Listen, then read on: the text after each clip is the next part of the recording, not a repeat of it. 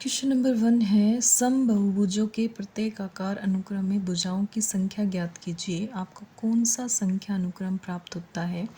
समबहुभुजों के प्रत्येक आकार अनुक्रम में आकृतियों के कोनों के विषय में आप क्या कहेंगे? क्या आपको वही संख्या अनुक्रम प्राप्त होता है? क्या आप स्पष्ट कर सकते हैं कि ऐसा क्यों होता है?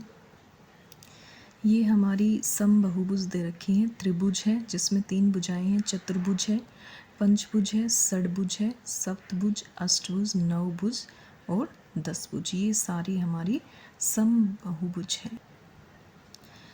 इसका आंसर है समबहुभुज के प्रत्येक आकार अनुक्रम के भुजाओं की संख्या 3, 4, 5, 6, 7 यानी इस तरह से गणन संख्याओं का अनुक्रम है जो 3 से स्टार्ट होती। त्रिभुज की भुजाएं 3 है, फिर चतुर्भुज की 4 हैं, पंचभुज की 5 है, फिर षडभुज 6। इस तरह से हमारी भुजाएं चलती जाती हैं। और इसी तरह कोनों की जो संख्या है उसका अनुक्रम भी यही है। त्रिभुज में 3 कोण होते हैं, चतुर्भुज में 4, पंचभुज में 5। इस तरह से कोनों की जो संख्या है वो भी हमें गणन संख्याओं का अनुक्रम प्राप्त होता है।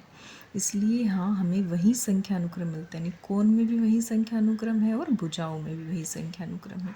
क्योंकि किसी भी बहुभुज में प्रत्येक भुजा एक कोने से शुरू होकर दूसरे कोने तक जाती है, इसलिए जितनी भुजाएं होंगी उतने ही क्या होंगे, इनके कोण होंगे। सेकंड क्वेश्चन है संपूर्ण आलेखों के प्रत्येक आकार अनुक्रम में रेखाओं की संख्याओं की गणना कीजिए। इससे आपको कौन सा संख्या अनुक्रम प्राप्त होता है?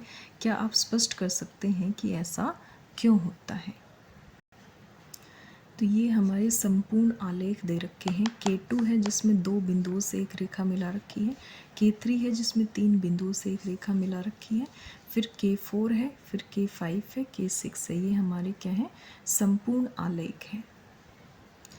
इसका आंसर है 1, 3, 6, 10, 15 यानी ये हमें क्या देती हैं? त्रिभुजाकार संख्याओं का अनुक्रम देती है।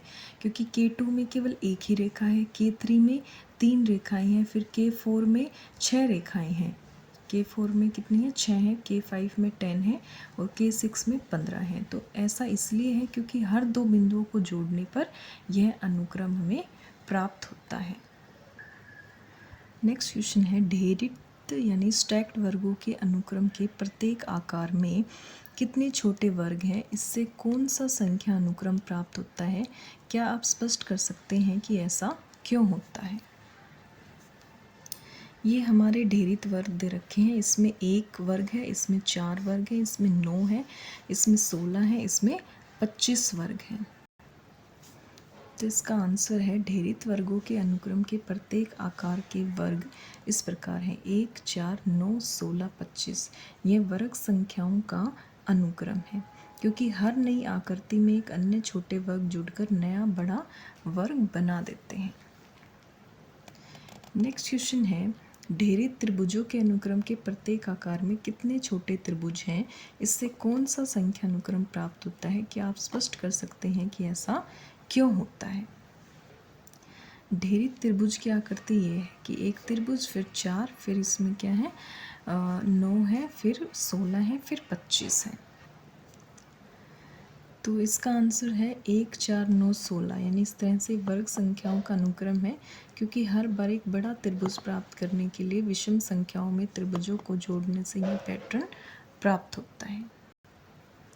नेक्स्ट क्वेश्चन है कोच हिमकण या कोच स्नोफ्लेक वाले अनुक्रम में एक आकार से अगला आकार प्राप्त करने के लिए प्रत्येक रेखाखंड को एक गति उभार यानी स्पीड बम्प से हम क्या करते हैं? प्रतिस्थापित करना पड़ता है।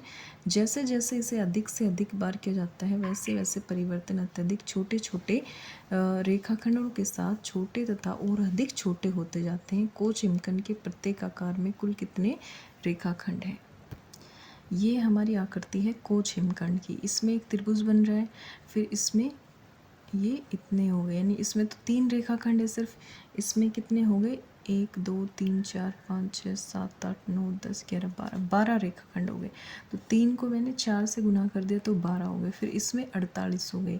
ठीक है, तो हर को हम 4 से गुना करते जाएंगे जिससे हमारे कोच हिमकणों की जो संख्या है वो बढ़ती जाए।